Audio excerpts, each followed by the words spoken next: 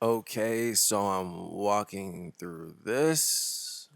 You don't know me, but I know you. I want to play a game.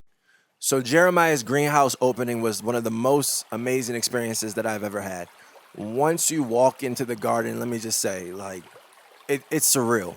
But once you walk in, the first thing you're greeted by are all of the pitcher plants. So many different pitcher plants and so many varieties. The colors were magnificent, all of them doing very, very well, especially when you see how many plants are in this greenhouse. To see the amount of pitcher plants that he has in his greenhouse and to see how they are all thriving, many of them even flowering, was astonishing. I walked into heat and humidity and it was great. Now, here in Colorado, on this particular day, I thought it was going to be relatively cold, so I wore a jacket, and it was my greatest mistake that I've ever made. These pitcher plants, along with many different Venus flytraps, I should have known better. My anxiety kept me from getting to the back of the greenhouse because there were just so many people, and I don't really function that well when I'm surrounded by a lot of people. But you all know what I wanted to see.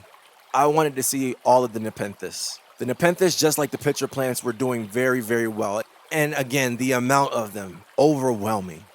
The varieties of them, overwhelming. And I wish that I got to the back of the greenhouse a lot sooner because back here, the temperature was totally different. Still humid, but not as hot, not nearly as hot.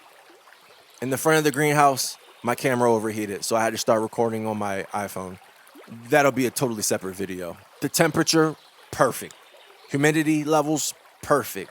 The way that air flows throughout the entire greenhouse was surreal. And it made me realize that this 4x4 grow tent is not big enough. All the Nepenthes, different sizes, different shapes, different colors. There couldn't have been anything in this greenhouse that you were looking for that you weren't able to find. I swear he has everything.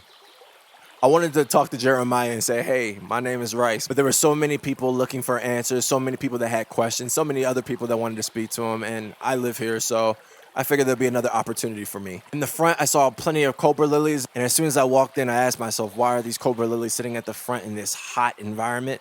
But I just chalked it up to, I'm not a genius. He got something else going on. And look, the master gardener knows what he's doing. But as I moved to the back of the greenhouse, I saw even more cobra lilies, and they were huge, humongous. I even saw some cobra lilies sitting right next to what looked like a swamp cooler or air conditioning unit. But let me get back to the Nepenthes. You know, I love Nepenthes, and I love seeing the varieties, love seeing the shapes, the picture sizes, the teeth. Y'all know my favorite Nepenthes are the ones with the teeth. And I just could not wrap my head around what I was seeing. You know how like when you go to a zoo and you see a giraffe for the first time and you're just like, look at that monstrosity. You would have gotten the same feeling when you walked into this greenhouse. All of them sitting in their own separate containers, all of them thriving and growing as they will, and not impeding the growth of any other plant that was surrounding it. And to see all of the people gathered together in one place, all of the plant people, all of the carnivorous people gathered in one place, all wanting to see what I basically would call magic. It was a vibe. It was a good vibe. And that is like the greatest benefit to being part of a community such as this. A bunch of like-minded people, children to older adults, sitting in one space, amazed by the complexities of life, done so simply. And then having the invitation to come to an event such as this is even more spectacular. At some point, I started sitting there wondering, like, why is this not a store? Like, why is this not a store that everyone can just come to?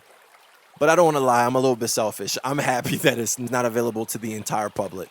Some random person would probably ruin something. And just to know that a gardener made something like this and is allowing you to experience it was something else in itself. People from all over flew to be at this event. And it makes me happy to know that Jeremiah literally lives maybe 10 minutes down the street. And this was around the corner from me for the entire time that I've lived here. But let's move on to another greenhouse. Walking up this hill, we've gotten to the Venus flytrap greenhouse. That's what I call it, at least. So many varieties, like I said again, so many colors, so many different shapes and sizes. If you thought that there was only one type of Venus flytrap, nope. Jeremiah has varieties that you could never even imagine.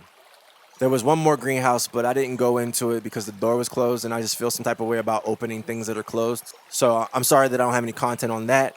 But I just want to say for myself, and maybe on behalf of all of the other carnivorous plant enthusiasts, thank you, Jeremiah, for inviting all of us to this greenhouse opening day event.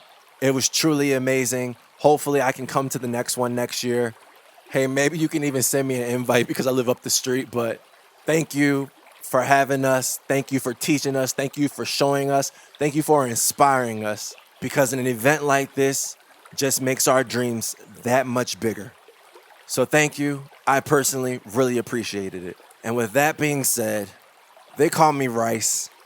And You don't know me, but I know you. I want to play a game.